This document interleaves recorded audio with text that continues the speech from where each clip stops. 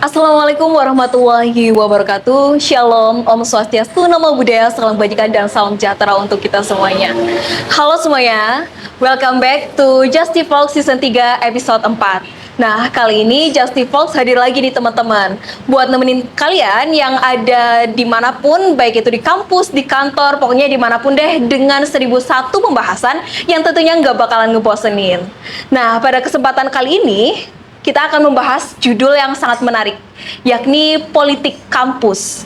Namun sebelumnya izinkan saya untuk memperkenalkan diri. Saya Finlik Fahani dari angkatan 2022 dan saya perlu disclaimer di awal bahwasanya di sini saya tidak mewakili ataupun terafiliasi dalam organisasi eksternal kampus manapun dan saya berdiri sebagai orang yang independen.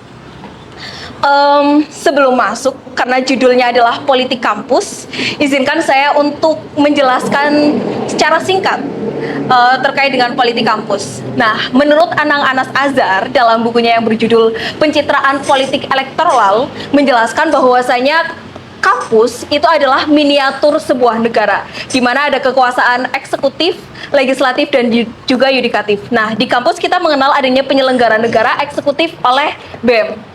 Dan di sini ada pengawasan dan juga legislasi yang dijalankan oleh DPM.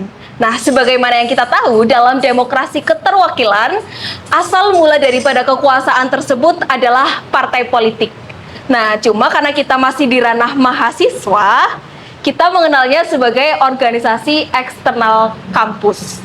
Oleh karena itulah, di sini narasumber kita berasal dari masing-masing organisasi eksternal kampus, terutama yang ada di Universitas Brawijaya dan juga Fakultas Hukum pada umumnya. Mungkin udah langsung aja perkenalan. Di sebelah kiri saya ada siapa? Oke, baik. Sebelumnya perkenalkan, nama saya Yogi Berlianto. Saya mewakili Pergerakan Mahasiswa Islam Indonesia atau disingkat dengan PMII. Saat ini saya semester 7, sehingga saya berkuliah di Fakultas Hukum angkatan 2021. Aku panggilnya apa nih, Mas? Mas saja. Oke, Mas Yogi dari PMII. Oke, kemudian di sebelah kiri aku mungkin bisa kenalin diri juga. Hai para penonton setia Justivox, perkenalkan nama saya Alvin Tirta Dinata, di mana sekarang saya di sini merupakan perwakilan dari Gerakan Mahasiswa Nasional Indonesia. Sekarang saya sedang menjalani semester 3, yang berarti saya merupakan mahasiswa angkatan 2023 dari Fakultas Hukum. Oke, berarti aku panggilnya siapa nih? Aduh, apa ya? Bung. Ya udah boleh Bung aja. Oke, Bung Alvin dari GMNI. Ya, betul. Oke, mungkin dari sebelah sana bisa langsung kenal diri. Teman-teman, kenalin, aku Wildan Mukholadun. Biasa teman-teman tuh akrab manggilnya Wildun. Dari perwakilan dari teman-teman Kesatuan Aksi Mahasiswa Muslim Indonesia, atau biasa disingkat kami. Aku sama kayak Mas Alvin, dari semester 3, berarti udah kuliah di Fakultas Hukum UB ini dari tahun 2023 ya, angkatan 2023. Oke, aku panggilnya siapa nih? Bang aja Bang. Oke, Bang Wildun dari kami. Betul. Oke teman-teman semuanya, kita udah kenal tadi ada Mas Yogi dari PMII, kemudian Bung Alvin dari GMNI, dan juga Bang Wildun dari kami. Nah, disclaimer di awal bahwasanya kami dari kepanitiaan sudah mengundang semua unsur daripada organisasi eksternal yang ada di FHUB. Namun yang hadir di sini cuma ada 3. Yang lainnya berhalangan hadir entah alasan yang lain. Di antaranya ada PMP, kemudian ada dari organisasi eksternal HMI, dan juga yang terakhir ada PMM. Benar? Ya. Oke, tapi tidak mengurangi esensi daripada diskusi kita kali ini, karena tetap 3 unsur ini sudah mewakili apa itu politik kampus yang ada di FHUB. Mungkin aku langsung aja masuk ke pertanyaan prinsipil yang pertama, karena sebagaimana yang kita tahu, namanya organisasi pasti punya visi misi tujuan kenapa dia berkumpul akhirnya membentuk organisasi. Nah, kalau dari Mas Yogi sendiri, apa ini visi misi ideologi kenapa Anda ikut bergabung di PMII itu sendiri? Oke. Jadi sedikit cerita, dulu saya masuk atau bergabung di PMII pada saat semester 3 yang pada umumnya diikuti oleh mahasiswa pada saat semester 1. Tapi berkaitan dengan prinsip daripada pergerakan mahasiswa Islam Indonesia, sejauh ini memang saya sedikit mengetahui terkait dengan visi dan misinya saja. Tapi terkait dengan bagaimana jantungnya, saya kira cukup pergerakan mahasiswa Islam Indonesia dipahami sebagai pergerakan yang kemudian secara dasar, yaitu tonggaknya adalah nilai dasar pergerakan itu sendiri. Kalau ditanya soal visi dan misi, di sini saya ingin sedikit membacakan bahwasanya visi dan misi adalah terbentuknya pribadi Muslim Indonesia yang bertakwa kepada Allah Subhanahu wa Ta'ala, berbudi luhur, berilmu, cakap, dan bertanggung jawab dalam mengamalkan ilmunya serta komitmen memperjuangkan cita-cita kemerdekaan Indonesia. Saya tadi sedikit mengutip soal nilai dasar pergerakan. Saya kira kurang kalau seumpama saya tidak menjelaskan 4 poin yang ada di dalamnya. Jadi NDP itu nilai dasar pergerakan yang secara komponen di dalamnya itu ada 1 tauhid, kemudian ada 2 hablum minallah, hablum minannas, dan hablum minal alam.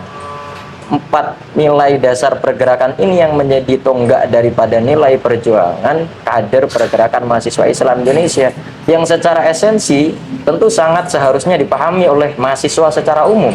Bukan berarti untuk kemudian mahasiswa di kampus, tepatnya di Fakultas Hukum, itu harus mengamini adanya nilai dasar pergerakan. Tapi saya kira nilai dasar pergerakan inilah salah satu tonggak daripada hal yang kemudian harus dimiliki oleh mahasiswa secara umum, khususnya Fakultas Hukum Universitas Brawijaya. Itu. Oke, Mas. Berarti garis besarnya adalah pergerakan. Betul. Apakah karena sebagai tadi organisasi PMI Islam, Ya. apakah terafiliasi dengan suatu ormas yang ada di Indonesia saat ini? Ya, saya kurang tahu soal itu. Cuman berbicara soal PMI per hari ini memang banyak sekali ada kaitannya dengan Hadatul Ulama. Dan itulah yang menjadi dasar kenapa kemudian pergerakan mahasiswa Islam Indonesia ini menjadi salah satu ideologi ahli sunnah wal jamaah. Karena salah satu komponen yang ada di NU ini kan aswaja. Sehingga saya kira itu sangat relevan sekali ketika mungkin ada kaitannya dengan Nahdlatul Ulama. Dan kiranya mungkin teman-teman ada yang ingin bertanya apakah kemudian PMI ini ada kaitannya atau berafiliasi dengan ormas. Saya kira coba cari tahu soal itu. Karena saya lihat ada di beberapa literatur yang di situ memang sudah dijelaskan secara komprehensif. Gitu. Oke, baik, menarik. Bisa jadi acuan untuk perkenalan daripada organisasi PMI itu sendiri. Selanjutnya saya beralih ke sebelah kiri saya, Bung Alvin. Apa itu GMNI? Sebenarnya jika kita berbicara terkait dengan adanya GMNI, kita harus paham bahwasanya kami itu berideologikan Marxisme. Di mana Marxisme itu salah satu ideologi yang menentang adanya penindasan oleh sistem. Jadi kami sangat menentang bahwasanya terdapat penindasan struktural yang dilakukan oleh sistem yang dibuat oleh masyarakat itu sendiri. Untuk GMNI sendiri sebenarnya berasaskan 3, ada trisila namanya. Pertama ialah sosio-nasionalis, sosio-demokrasi, dan ketiga adalah ketuhanan. Di mana sosio-nasionalis, mungkin orang-orang jadi bertanya nih, wah, kenapa nasionalis kita di depan kata nasionalis kita sematkan, di depan kata nasionalis kita sematkan kata sosio. Karena pada dasarnya jika kita melihat dari nasionalis pun terdapat beberapa kekurangan. Yang mana nasionalis berlebihan akan memunculkan ultranasionalis, yang mana itu berujung kepada adanya chauvinisme. Yang chauvinisme, contoh dari chauvinisme itu adalah Hitler dengan partainya dulu Nazi di Jerman pada Perang Dunia Kedua. Kemudian dalam sosiodemokrasi mungkin orang-orang juga bertanya, mengapa kita menyematkan kata sosio di depan demokrasi? Karena pada dasarnya dari demokrasi sendiri kita harus menimbang esensi-esensi dari masyarakat itu sendiri. Yang mana jika demokrasi terlalu berlebihan juga berimbas pada ketidakstabilan politik. Kemudian 3, ketuhanan, kita harus paham bahwasanya kader-kader GMNI tetap mengakui adanya ketuhanan itu sendiri. Lebih seperti itu. Kemudian terkait GMNI sendiri, sebenarnya tujuan dari pergerakan kami sebenarnya simpel. Kita ingin membangun suatu komunitas atau suatu kondisi di mana Indonesia berdaulat secara politik, berdikari secara ekonomi.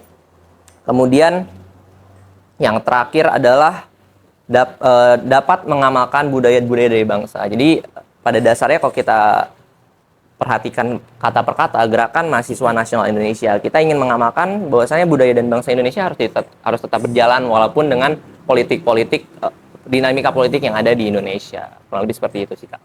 Oke, aku ingin mengklarifikasi. Tadi disebutkan bahwasanya ideologi Marhen. Iya, betul. Marhen, sebagaimana yang kita tahu, Marhen kan sangat erat kaitannya dengan Insinyur Soekarno. Iya, betul. Apakah GMN ini turunan daripada organisasi partai politik yang sudah ada saat ini di Indonesia?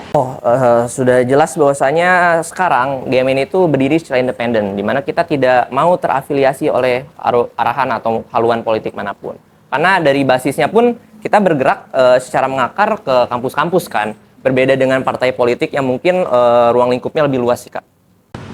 Oke, terjawab sudah ya. Penasaran kita, meskipun membawa ideologi Marhen yang digaungkan oleh Insinyur Soekarno, tapi GMNI nyatanya berdiri pada posisi independen dan tidak terafiliasi dari partai politik manapun. Selanjutnya dari Bang Wildun mungkin. Apa sih Bang itu tuh, kami itu apa sebenarnya? Jadi secara singkatnya, Kesatuan Aksi Mahasiswa Muslim Indonesia adalah wadah perjuangan permanen ya, yang tujuannya untuk melahirkan kader-kader pemimpin yang nantinya akan disiapkan untuk membangun Indonesia ke depannya.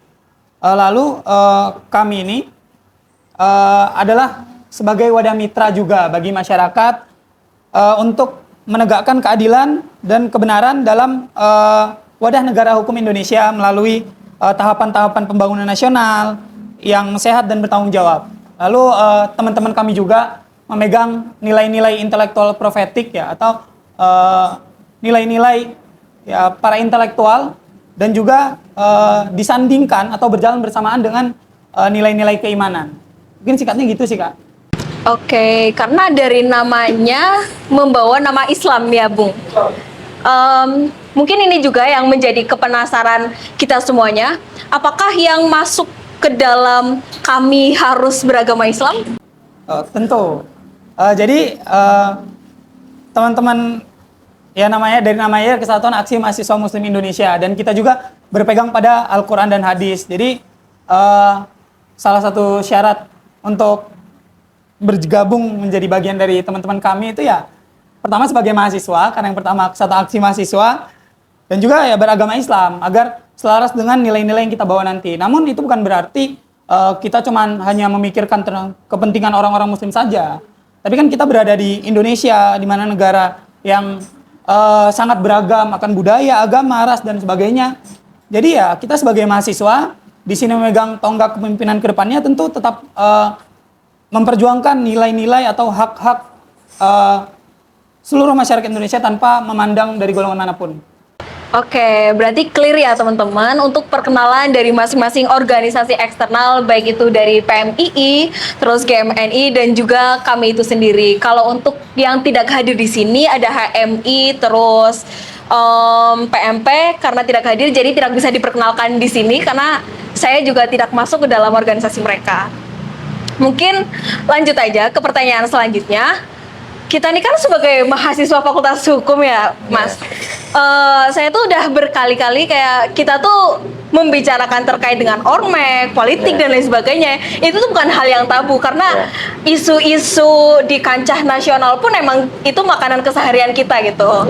Tapi pada faktanya kan organisasi ekstra kampus ini masih banyak banget dianggap tabu gitu. Bahkan untuk mahasiswa Fakultas Hukum, bagi teman-teman saya juga masih enggan untuk membicarakan itu secara terbuka karena masih dianggap sebagai hal yang sensitif gitu. Jadi pertanyaannya, gimana sih pandangan Mas Abang dan juga Bung ini terkait dengan politik kampus di FH itu sendiri? Dan juga bagaimana sih supaya nih kita tuh nggak menganggap tabu lagi terkait dengan perbincangan ini, karena secara eksistensi kalian semua udah ada organisasinya dari zaman dulu kala gitu. Ya, jadi berbicara soal politik kampus di Fakultas Hukum, saya kira ini masih sesuai dengan koridor. Yang jelas, adapun meskipun kita seringkali terlibat dalam dinamika politik, Sesuai yang sudah saya jelaskan di awal, ayolah tetap kita utamakan bagaimana cara menyelesaikan dinamika politik dengan etika yang akademis. Artinya, berbicara soal politik di Fakultas Hukum, kita sama-sama belajar. Artinya apa? Yaitu untuk pengembangan sumber daya manusia secara positif, untuk tidak berlarut-larut pada sebuah konflik. Untuk apa kita berkonflik hari ini? Karena saya kira dengan adanya kita bersatu, ini saya sedikit kasih tahu ya, bahwa hari ini kalau berbicara soal organisasi eksternal, kita ini bersatu di Cipayung. Maka untuk apa kemudian kita mau berkonflik berkepanjangan? Sudahlah, tidak berlarut-larut. Jadi berbicara soal politik kampus, yang perlu diketahui adalah secara definitif sebenarnya politik kampus ini kan sebenarnya kurang lebih sama yang ada di politik pemerintahan. Tidak dapat dipungkiri bahwa kampus juga ini kan adalah miniatur negara. Tapi yang jelas bahwasannya kampus dan mahasiswa selalu dianalogikan sebagai lokomotif intelektual, di mana kampus dan mahasiswa itu selalu memiliki kekuatan politik yang disegani. Kenapa demikian? Ini sedikit penjelasan agak panjang, sedikit singkat saja. Bahwasanya pada tahun 1955, kampus dan mahasiswa ini sebagai perumus sistem politik yang ada di Indonesia, ya. Sehingga menghasilkan diskursus apa? Yaitu penyelenggaraan pemilu pertama kali di Indonesia. Itu cukup ya. Saya kira kesimpulannya adalah yang jelas per hari ini saya kira Fakultas Hukum secara etika politik masih sesuai dengan koridor yang ada. Adapun hal-hal yang sekiranya dapat dikatakan kita terlibat dalam dinamika politik, mungkin bisa selesaikan secara komunikasi. Itu saja. Sehingga menimbulkan sebuah atau menciptakan sebuah solusi yang solutif. Itu. Tapi betul Mas, kalau misalkan saat ini politik kampus masih dianggap sebagai hal yang tabu dan juga sensitif, Anda kira begitu? Oh tidak, saya kira tidak. Kembali gini. Saya ingin menjelaskan sedikit. Bahwasanya boleh hari ini kita mau menghindari politik, boleh hari ini kita kemudian tidak suka dengan politik, tapi jangan pernah kita tidak tahu dengan politik. Kenapa demikian? Karena kita akan digilas oleh politik. Sudahlah kita lihat mana kemudian hal-hal yang tidak dicampur tangani oleh politik per hari ini. Kita berbicara soal kontestasi pemilu, apakah kemudian tidak ada politik? Oh tidak ada. Tapi saya kira ini sebagai ruang pembelajaran untuk kemudian menjamin hak-hak mahasiswa sebagai sarana bahwa peran mahasiswa ini sebagai agen perubahan, ya. Jadi saya kira ini sebagai bentuk daripada pembelajaran kita di ruang-ruang akademis. Itu saja cukup. Oke, kalau saya simpulkan berarti kita emang nggak boleh tabu ya Mas, Ya. karena sebagaimana ada gium hukum, hukum adalah produk dari politik, Ya, gitu betul. Mas. Oke, masih dengan pertanyaan yang sama. Mungkin aku pengen beralih ke Bang Wildun dulu dari kami. Bang, gimana nih? Apakah pandangan Anda terkait dengan politik terkhusus di Fakultas Hukum? Apakah masih dianggap tabu dan juga sensitif? Dan gimana sih supaya hal itu tuh tidak terjadi? Karena pada faktanya kita kan memang selalu hidup dalam dinamika berpolitik. Oke, jadi menurut saya ya, mungkin di Fakultas Hukum, Universitas Brawijaya, politik kampus atau ormek itu bukan hal yang tabu lagi gitu. Tapi kadang menjadi ketakutan khususnya bagi mahasiswa baru, itu karena ormek atau politik kampus itu atau ormek ya, itu hanya dilihat dari sudut pandang politik saja. Padahal organisasi mahasiswa ekstra itu tidak hanya berjalan pada bidang politik, tapi juga pengkaderan, bagaimana pengembangan, dan juga menjadi inkubator mahasiswa. Lagi-lagi kalau kita membahas politik kampus, ya seperti yang tadi sudah dijelasin juga sama Mbak Finli di awal tadi, ya politik kampus itu ibarat miniatur dari politik negara, dan ormek-ormek ini bisa dibilang sebagai miniatur partai politik gitu kan. Apapun bisa terjadi, bagaimanapun mungkin untuk dilakukan. Tapi ya kalau dari teman-teman kami dan teman-teman organisasi lainnya ini mempunyai ideologi dan idealisme untuk terus dipegang dan menjadi pegangan atau tuntutan dalam berpolitik itu tadi. Mungkin itu aja sih Mbak. Oke, menarik. Ranah untuk mengembangkan diri. Tapi sebelum saya menyimpulkan, aku mau langsung beralih ke Bung kita dari GMNI. Gimana pandangan terkait dengan politik kampus, terkhusus di FH? Apakah suatu hal yang sensitif dan tabu? Dan gimana sih supaya kita tuh nggak asing lagi gitu? Gini ya guys, kurang lebih kita harus memahami bahwa saya dalam politik sendiri terdapat dua pandangan nih, yakni politik sebagai hal yang positif dan politik sebagai hal negatif, yang mana sayangnya masih ada beberapa orang yang menganggap bahwa politik itu hal yang negatif. Padahal bahwasanya kita tidak bisa terlepas dari politik sama sekali.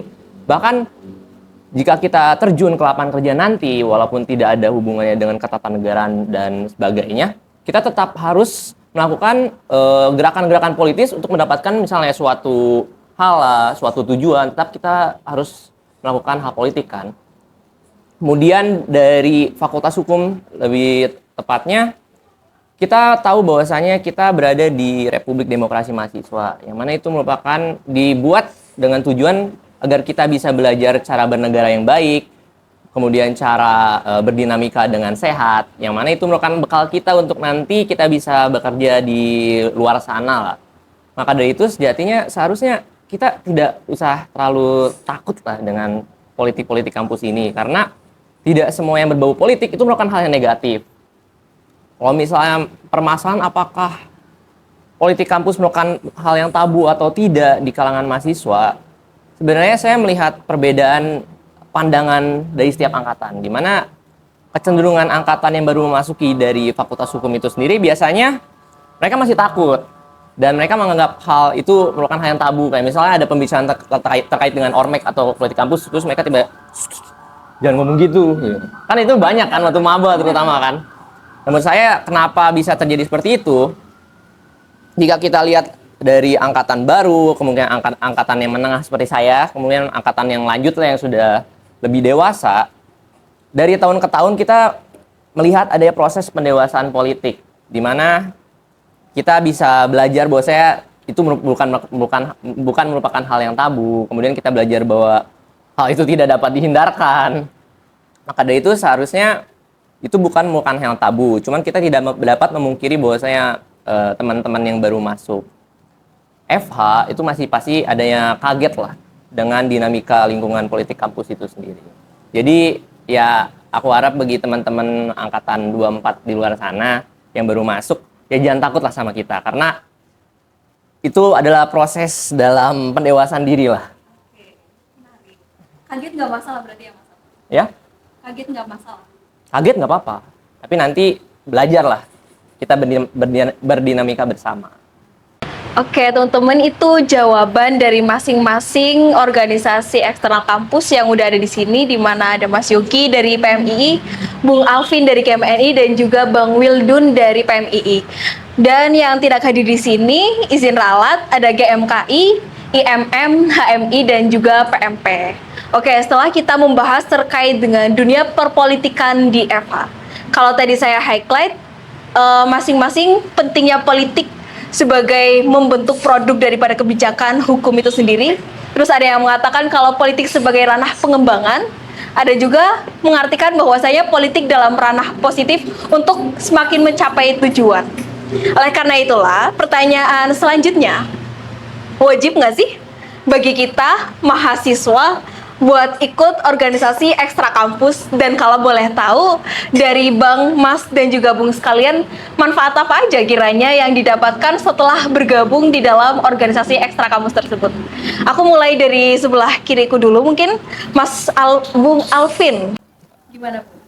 Terkait wajib atau enggak, tentunya enggak ya. Kayak itu ibarat kata kita baru masuk FH, kita dapat banyak pilihan ELO dan LSO kan. Kita memiliki hak masing-masing buat memilih ELO mana yang kita ikuti kan. Itu teraplikasi juga pada kita di Ormek. Kalau kalian mau masuk dan merasa ideologi ataupun mungkin lingkungannya cocok, ya silahkan. Dan jika kalian memilih untuk independen dan tidak mengikuti apa-apa, itu justru menurut saya hal yang baik juga.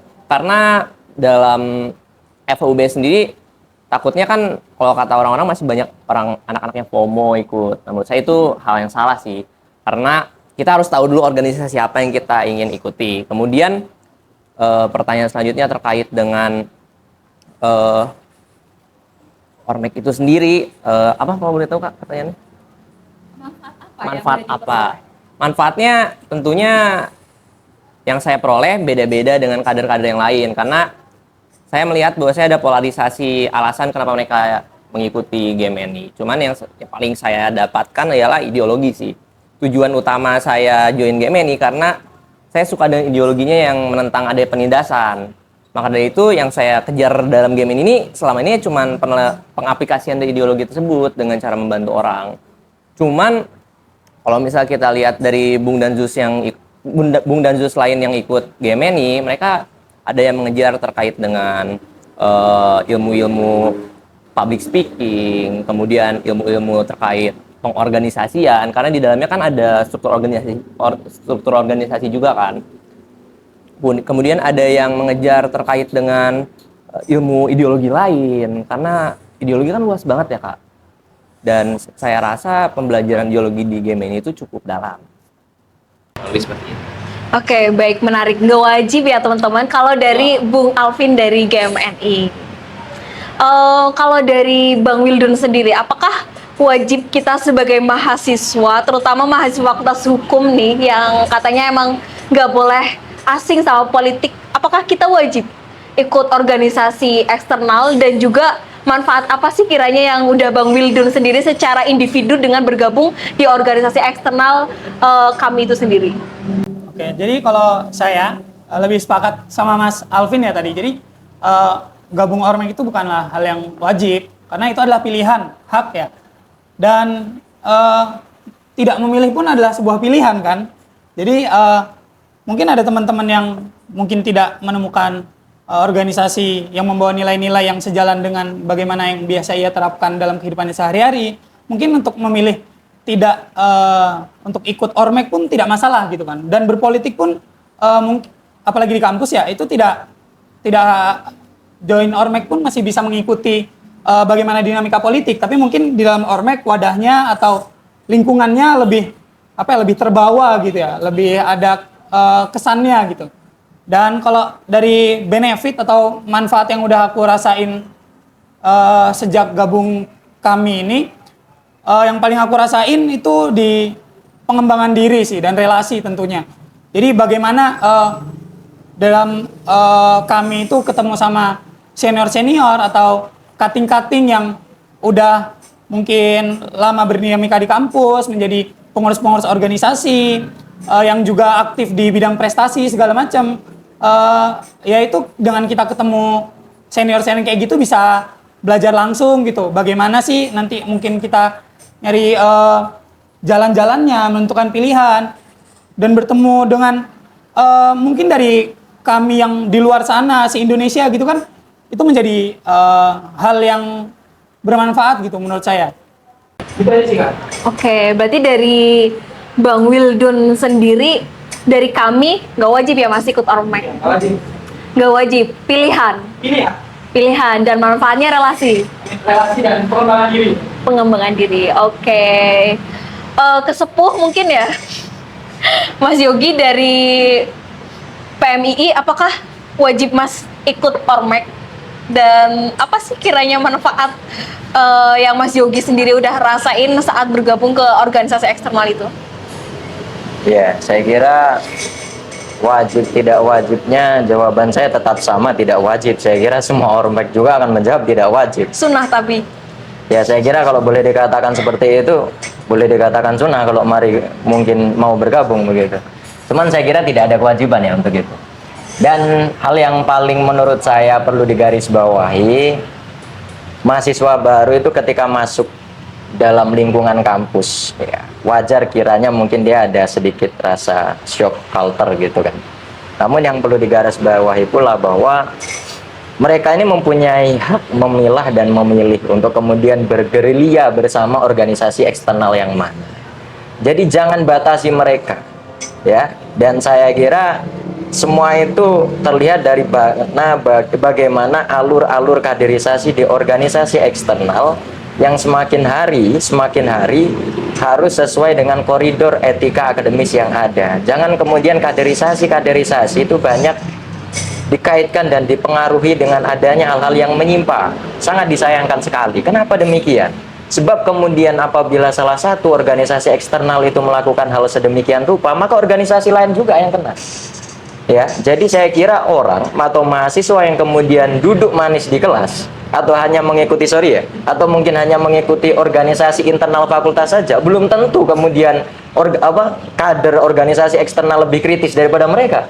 Maka kemudian saya mengamini kalau seumpama mahasiswa ketika dia hanya kuliah pulang, tapi mereka diamnya belum tentu tidak lebih kritis daripada kita.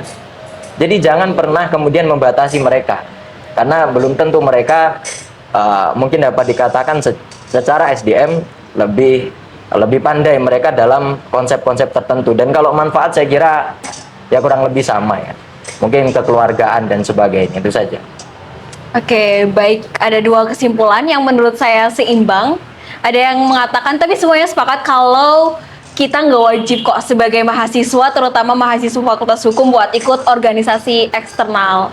Tapi dari masing-masing memiliki tujuan dan juga preferensi kenapa mereka tersebut ikut ke dalam organisasi eksternal tersebut. Tapi untuk masuk ke dalamnya tetap pilihan ya, Mas? Pilihan. Kita sepakat menjawabnya pilihan. Oke, pilihan. Teman-teman, kita masuk ke pertanyaan yang lumayan seru dan semakin panas harusnya. Karena tadi juga sempat disinggung kalau politik tidak selalu tentang hal positif, tetapi juga tentang hal negatif. Oleh karena itulah saya ingin tanya, kalau misalkan ada suatu ormek ataupun oknum di dalam ormek tersebut menyalahgunakan daripada suatu situasi ataupun keadaan formal nih, acara-acara dan lain sebagainya di FAUB yang lingkupnya akademis ataupun harusnya bersih gitu, tanpa campur tangan, tetapi disalahgunakan sebagai ajang kaderisasi. Dapat dipahami? Nah, saya pengen tahu nih, pendapat dari masing-masing narasumber kita gimana? Mungkin bisa dimulai dari Bung Wildan terlebih dahulu. Gimana Bung pendapatnya terkait dengan adanya situasi itu gitu?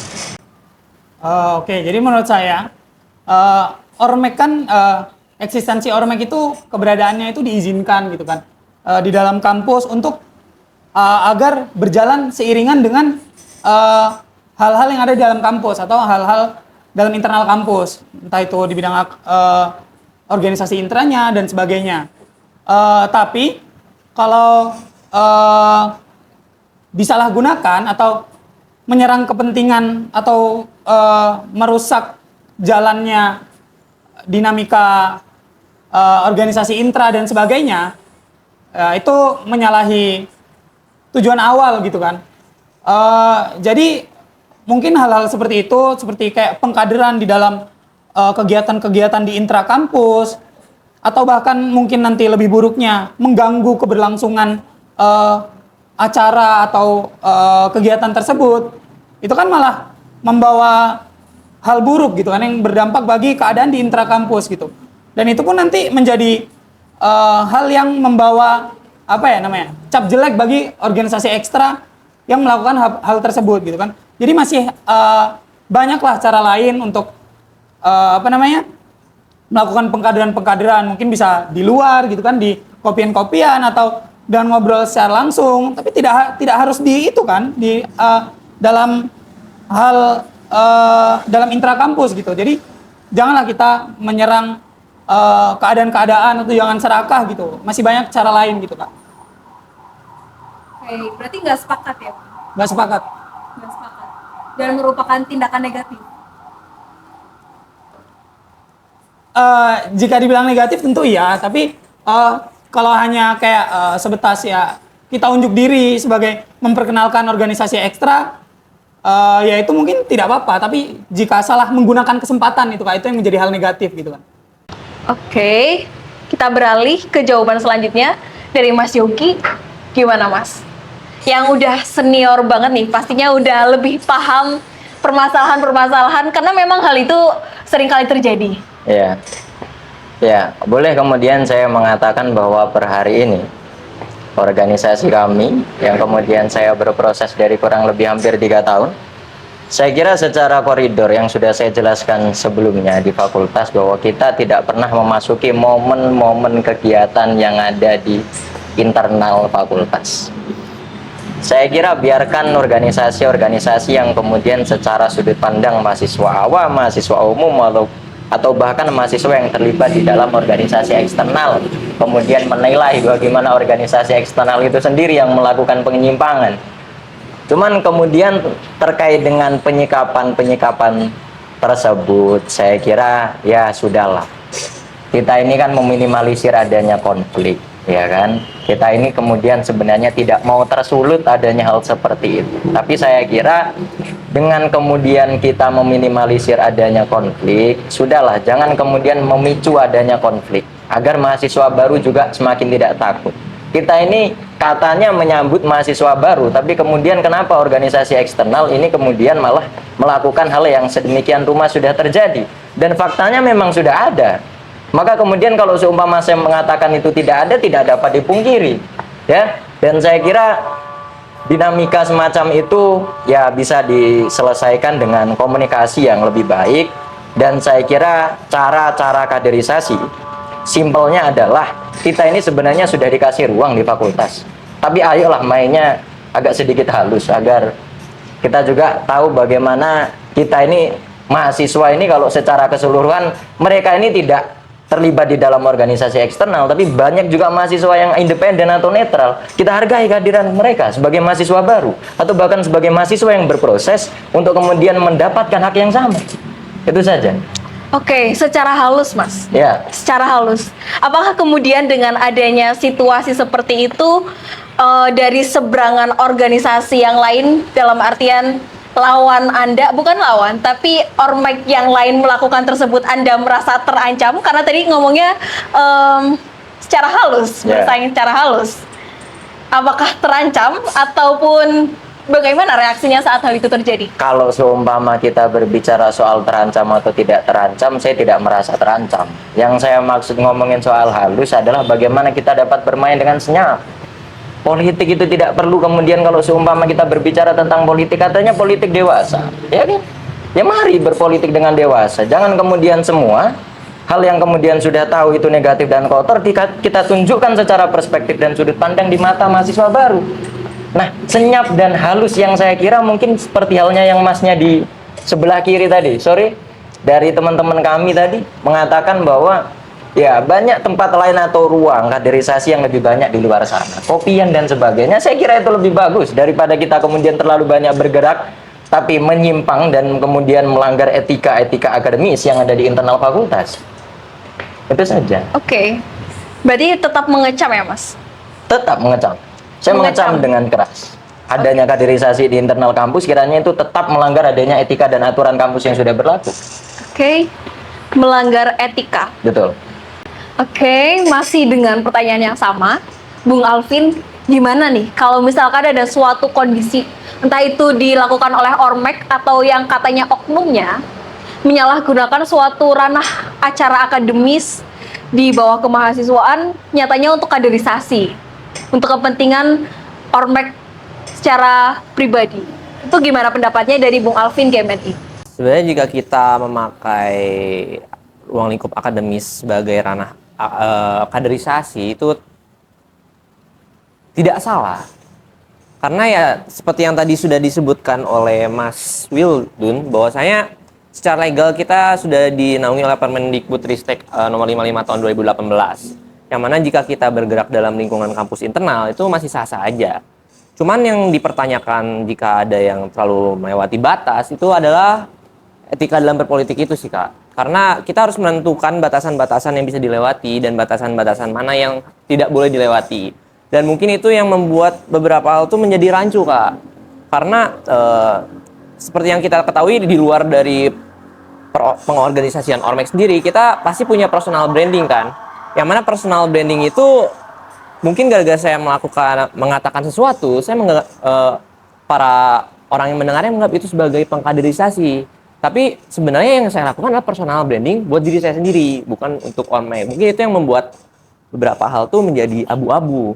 Karena secara etika politik ataupun kita membahas moral politik, tidak ada batasan yang kuat terkait mana yang diperbolehkan atau mana yang tidak diperbolehkan. Dan mungkin itu kembali lagi, kalau kita berbicara tentang moral, kembali lagi kepada hati nurani kan. Yang mana hati nurani atau consciousness itu terhadap satu pribadi dengan yang lainnya ada kemungkinan berbeda. Jadi terkait adanya penggunaan jabatan atau apapun, ada kemungkinan penyalahgunaan jabatan tersebut merupakan salah konsepsi aja. Karena ya seperti kita tahu, salah konsepsi, salah kesimpulan kan. Itu mungkin yang saya highlight. Tetapi menurut saya secara pribadi sih, kembali lagi, jika mungkin orang-orang telah berkata bahwasanya itu melewati batas, ya berarti itu melewati batas. Dan mungkin orang-orang yang terkait yang melakukan hal itu seharusnya tidak melakukan itu, karena secara moral dan etik mungkin itu salah. Oke Mas Alvin, tapi pertanyaannya, kami paham, kami mengamini terkait dengan eksistensi organisasi eksternal memang diakui baik dari skala undang-undang Permendikbud dan lain sebagainya. Tapi apakah permasalahan seperti ini hanya permasalahan etik belaka menurut Mas Alvin? Bagi itu terkait etik dan moral, karena kita tidak bisa membatasi terkait free will kan. Dan bukan berarti setiap apa yang saya lakukan berdasarkan organisasi yang saya bawa kan. Dia itu kesalahan personal menurut saya. Kesalahan personal? Ya. Oke, biarlah pertanyaan dan juga kesimpulan jawaban dari Mas Alvin ini menjadi renungan bagi para penonton kita. Apakah benar penyalahgunaan kaderisasi dalam lingkup yang seharusnya digunakan pure untuk akademis hanya kesalahan etika belaka? Berarti tidak terlalu mengecam, itu hanya oknum. Saya mengecam oknum Oke. dan pelakuan. Benar Mas Yogi oknum? Ya, berbicara soal oknum atau tidak oknum, hari ini saya kira setiap tindakan kita ini di fakultas representatif daripada organisasi eksternal yang kita ikuti.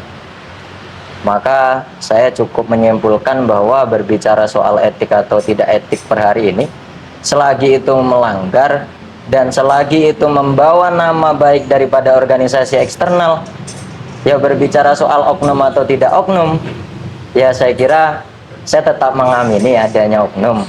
Tapi tolonglah kemudian tetap dipertimbangkan adanya kiranya mungkin kaderisasi yang kemudian melampaui batas daripada koridor-koridor kaderisasi yang seharusnya tidak dilibatkan dalam beberapa kegiatan-kegiatan atau agenda yang ada di fakultas. Itu saja. Oke, jawaban yang sangat politis menurut saya karena tidak ada standing position yang jelas. Oleh karena itulah saya pertegas lagi, berarti mewakili tetap dari ormeknya bukan oknum. Begitu? Iya, gini. Saya mengatakan kalau seumpama mungkin kita ya masuk dalam ranah fakultas, kita membawa PDH, kita membawa atas nama-nama baik daripada organisasi eksternal. Ya kalau seumpama dia tidak membawa nama baik daripada eksternal, saya kira itu oknum karena kesalahan yang dia perbuat sendiri. Tapi kalau seumpama dia membawa nama baik daripada organisasi eksternal dan kemudian sudah jelas bahwa di situ memang dia adalah representatif daripada kader salah satu organisasi eksternal, ya saya kira itu bukan lagi oknum. Representatif dari ormek itu lah. Iya, representatif. Saya kira itu adalah hasil daripada internalisasi yang ada di organisasi eksternal tersebut. Oke, begitu dong. Standing posisinya jelas. Ya. Apakah oknum atau memang representatif secara organisasi itu sendiri? Ya. Kalau Bung Wildun, oknum atau representatif? Ya mungkin seperti yang sudah dikatakan sama Mas Yogi tadi ya bagaimana kita berdinamika di dalam kampus, dan jika hal-hal yang dilakukan, keburukan-keburukan tadi dilakukan dengan mengatasnamakan atau membawa nama dari organisasi tersebut, ya secara tidak langsung ya itu adalah hal representatif dari organisasi tersebut. Dan jikalau itu memang oknum, ya organisasi yang bersangkutan seharusnya menindak tegas para oknum-oknum tersebut, karena menurut saya penyimpangan-penyimpangan seperti itu adalah selain dari penyimpangan-penyimpangan bagaimana kita berdinamika di lingkungan kampus, itu juga bagian dari penyimpangan-penyimpangan dari nilai-nilai yang dia bawa dalam berorganisasi gitu kan. Jadi jika nilai-nilai dalam organisasinya saja dilecehkan atau tidak dituruti, itu menjadi pertanyaan gitu kan. Oke, begitu Bung Alvin? Kurang lebih ya kembali lagi ya, saya tetap teguh terhadap standing posisi saya, dimana mau kita bicara tentang representatif atau maupun oknum, kita bisa menyimpulkan bahwasanya mereka merupakan oknum yang salah mempergunakan representatifnya kan. Kembali lagi, kesalahan tetap berada di personal selama tidak ada bukti-bukti bahwasanya struktural organisasi mereka yang menyuruh mereka untuk melakukan hal tersebut. Oke, mungkin saya minta penonton sendiri untuk menyimpulkan dari jawaban masing-masing kader-kader dari organisasi eksternal ini. Em, Berhubung nih, Mas Bung dan juga Bang, kita udah memasuki bulan politik, Ya. di mana ada pemilwa di tingkat fakultas dan juga pemira di tingkat kampus secara universal. Kalau dari Abang dan Mas sendiri, gimana sih pandangan kalian untuk mempersiapkan supaya event demokrasi politik baik di tingkat pemilu maupun pemira ini berjalan secara sehat dan juga sesuai dengan koridornya, sebagaimana tadi tujuan dari perkenalan yang sudah menjadi standing position di awal itu dilaksanakan dan tidak disalahgunakan dengan tendensi-tendensi yang itu sangat tidak akademis. Ya. Dari saya sendiri mewakili kawan-kawan daripada Pergerakan Mahasiswa Islam Indonesia, tentu menyiapkan banyak hal dalam internalisasi, termasuk adanya komunikasi politik bersama dengan organisasi eksternal yang lain, untuk kemudian menyusun banyak strategi-strategi demi adanya menyambut pesta demokrasi kita, entah itu di pemilwa maupun yang ada di pemira. Yang ada di tingkat fakultas kita juga sudah komunikasikan dari jauh-jauh hari, yang dari pemira juga kita sudah internalisasikan dengan jauh-jauh hari. Maka saya kira untuk kemudian bagaimana pesta demokrasi kita di tahun ini dapat berjalan dengan baik adalah mematuhi aturan-aturan ataupun hal-hal yang sekiranya mempengaruhi adanya tendensi politis yang seharusnya memang tidak dilakukan dalam ranah univ maupun dalam ranah fakultas. Dan saya kira ketika kita berbicara soal politik dewasa ini, tentu itu sudah dipahami oleh banyak teman-teman dari mahasiswa yang terlibat dalam organisasi eksternal.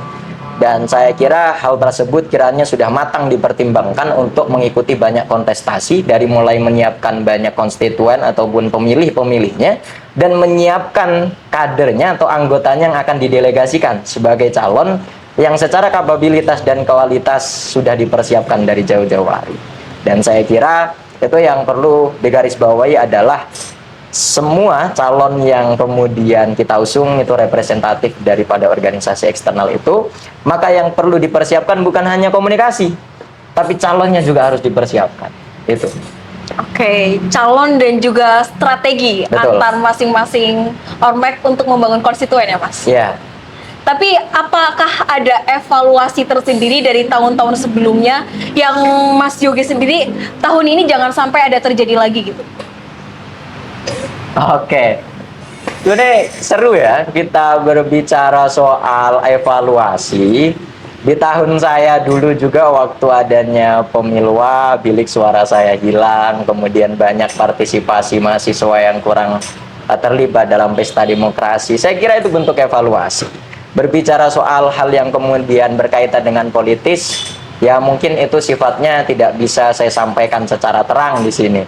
Tapi saya kira itu sebagai bentuk evaluasi yang sangat fakta memang ada.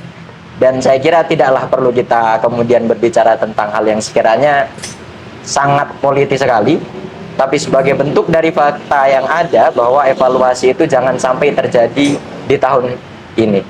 Dan mulai dari lembaga eksekutif maupun legislatif, saya kira mereka juga per hari ini saya kira sudah mempersiapkan banyak peraturan maupun pedoman-pedoman untuk pelaksanaan di pesta demokrasi yang akan datang. Itu saja. Oke, baik. Meskipun sangat politis, tetapi tetap harus dipatuhi rambu-rambunya ya Mas? Ya, betul. Oke, baik. Dari Angkatan 23, apakah sudah bisa menjawab terkait dengan apa persiapan terkait dengan untuk menyiapkan pesta demokrasi baik itu pemilu maupun pemira dari Bung Wildan sendiri perwakilan kami, gimana supaya dapat berjalan dengan semestinya dan juga pada koridornya? Tentunya dari teman-teman kami ya sudah menyiapkan segala aspek mengenai pemira, pemilwa tentunya di FH nanti, ya itu sudah jauh-jauh hari dan dengan matang gitu kan. Mungkin kalau masalah strategi dan segala macam itu dapur masing-masing ormek ya, segala macam. Tapi tentunya kita tentu saja menyiapkan kader-kader terbaik menyiapkan teman-teman kita yang mungkin yang berkompeten, yang ahli dalam bidangnya untuk nanti mungkin didelegasikan untuk maju dalam kontestasi pemiluan nanti, entah itu di pemilu ataupun pemira nanti di tingkat kampus.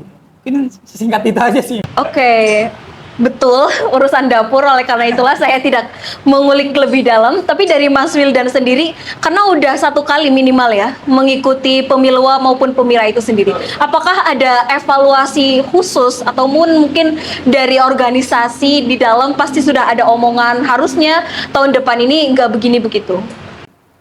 Mungkin kalau untuk evaluasi mungkin lebih ke masalah teknis-teknis pada hari H pemilihan, mungkin seperti itu ya. Seperti tahun lalu mungkin bisa kita lihat bagaimana diundurnya jam pengumuman karena ada masalah teknis, sehingga yang harusnya diumumkan kalau tidak salah itu sore sampai menunggu malam gitu kan, sampai ada entah itu suara yang bocor di salah satu daerah pemilihan gitu kan. Itu hanya masalah teknis di hari H saja. Mungkin kedepannya panitia pemira segala macam, orang-orang yang bertanggung jawab mungkin lebih bisa memperhatikan itu agar bisa berjalan lebih lancar lagi. Simpelnya gitu aja, Kak.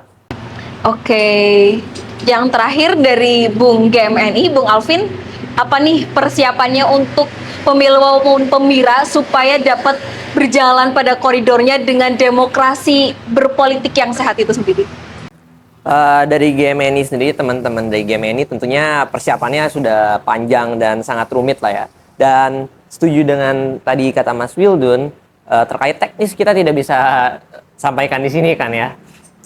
Untuk persiapan yang kami utamakan tentunya kematangan sih, Kak. Karena kami menyadari bahwasanya banyak evaluasi dari tahun lalu yang mungkin kurang enak lah, terutama teknis dalam pemilihan dan lain-lain, yang mana tahun lalu juga merupakan salah satu terobosan karena jika saya tidak salah tahun sebelumnya masih memakai bilik suara, sedangkan untuk tahun lalu tidak memakai bilik suara, di mana kita harus memilih langsung melalui handphone masing-masing. Yang mana menurut saya seharusnya ada beberapa hal terkait teknis dari pusat yang harus diubah. Salah satunya adalah itu. Kemudian kurang lebih seperti itu sih, Kak. Tidak ada pesan khusus untuk peraturan maupun penyelenggaraan yang seharusnya tidak dijalankan seperti tahun lalu? Pesan khusus untuk terkait dengan peraturan, seharusnya peraturan tahun ini saya harap ya terdapat batasan-batasan yang jelas antar diksi-diksi yang dipakai sih, Kak. Karena itu kadang-kadang menjadi celah hukum yang dipakai oleh oknum-oknum yang licik bisa dibilang. Karena kita harus kembali lagi mengkaji ulang terkait naskah akademik, kemudian perundang-undangannya juga, di mana seharusnya tidak ada celah-celah hukum yang bisa dipakai. Kemudian selanjutnya terkait, mungkin yang akan saya garis bawahi tetap terkait dengan teknis dari pusat tersebut yang seharusnya kita bisa mengawal bersama-sama agar setidaknya demokrasi pada tahun ini bisa lebih sehat dari tahun-tahun sebelumnya. Tidak ada kata sempurna sebenarnya, Kak. Pasti dalam teknis atau penjalanan dari demokrasi tersebut pasti ada mungkin kekurangan, yang dimana saya harap para panitia tahun ini dapat terang-terangan melihat kekurangan tahun lalu dan memperbaiki sebaik-baiknya. Luber judil. Oke. Di highlight pada sesi pertanyaan ini bahwasanya masing-masing organisasi eksternal yang hadir di sini sudah mulai start ya berarti Mas, Ya, untuk betul. mempersiapkan pesta demokrasi baik itu di tingkat pemilwa maupun pemira dengan menyiapkan kader-kader yang menjadi representatif, tentunya kader-kader terbaik ya Mas. Ya, betul. Oke, bagaimana tinggal terkait dengan pelaksanaannya menyongsong dengan sehat dan juga bersih, itu Ya. harapannya. Oke, Sepakat semuanya? sepakat. Oke, udah terakhir banget nih. Tadi udah dimulai dari perkenalan masing-masing, visi misi tujuan, terus kita udah membahas terkait dengan politik kampus, terutama di Fakultas Hukum.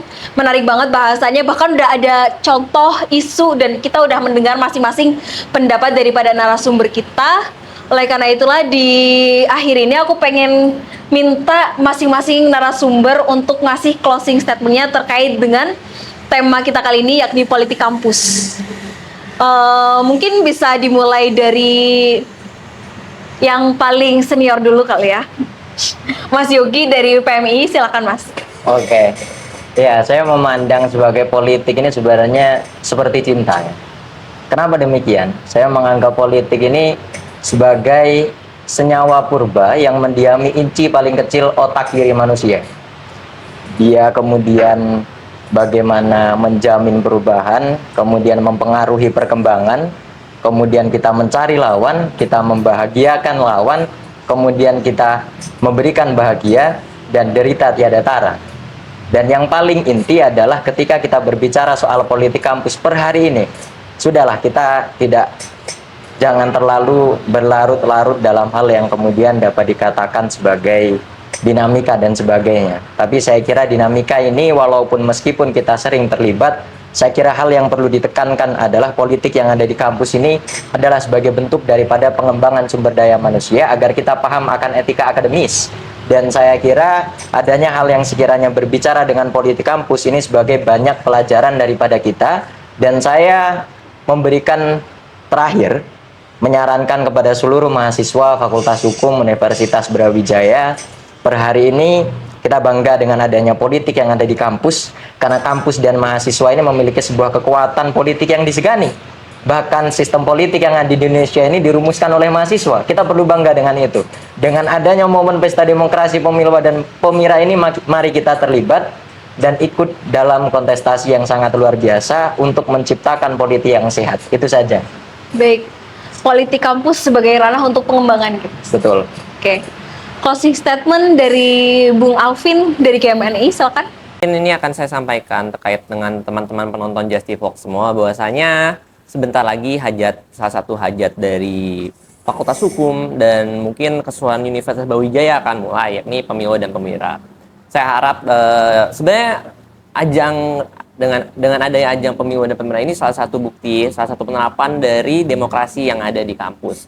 Maka dari itu saya harap bahwasanya animo kalian, terutama bagi para pemilih konstituen baru, untuk ikut meramaikan, dan jangan lupa bahwasanya setiap suara yang kalian berikan bukan hal yang penting, karena itu sangat menentukan terkait arah mungkin haluan dari beberapa organisasi di kampus dalam setidaknya sekurang-kurangnya 1 tahun ke depan.